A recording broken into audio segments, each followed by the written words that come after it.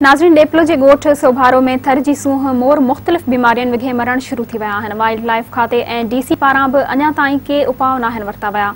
मोर मरण करे मक़ामी ॻोठाणा सरापा एहतजाज बणिजी विया आहिनि। वधीक तफ़सीलनि लाइ पेश आहे सैयद शफ़क़त हैदर जी हीअ रिपोर्ट। डेपलो वेझो ॻोठ सोभारो शानियू में केतिरा ई मोर मरी विया। डीसी थरपारकर या वाइल्ड लाइफ खाते का बि सार न लधी, न ई इन्हनि जो इलाज करायो वियो। अचो त वधिक तफ़सील मालूम कयूं था इन्हनि ॻोठाणनि खां त इन्हनि जो छा चवणु आहे। असां सोभारो शानियू जा अर्ज़ु कयूं था त असां वटि मोर तमामु घणा मरी विया आहिनि। काफ़ी मोर आहिनि जेके ॾेखारिया विया आहिनि।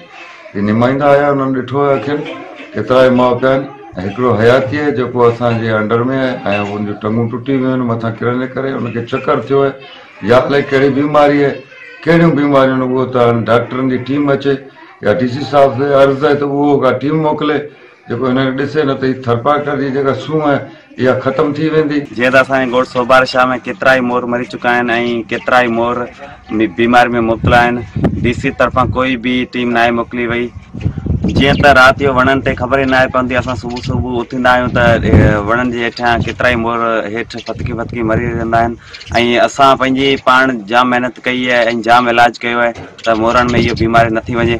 असां वाइल्ड लाइफ ऐं डीसी खे मुतालबो कयूं था को टीम मोकिली वञे जीअं हिते मोरनि जो बचाव थी वञे। ॻोठाणनि जी ॻाल्हि ॿुधी इन्हनि जो चवणो हुयो त जेके थर जी फितरी सूंह मोर आहे इहो काफ़ी तइदाद में मरी रहिया आहिनि। असां डीसी थरपारकर, वाइल्ड लाइफ खातो ऐं आला हुकाम खे अपील कयूं था त थर जी फितरी सूंह मोर इन्हनि जो इलाज कराए इन्हनि जी ज़िंदगी बचाई वञे त जीअं थर जी फितरी सूंह बची सघे।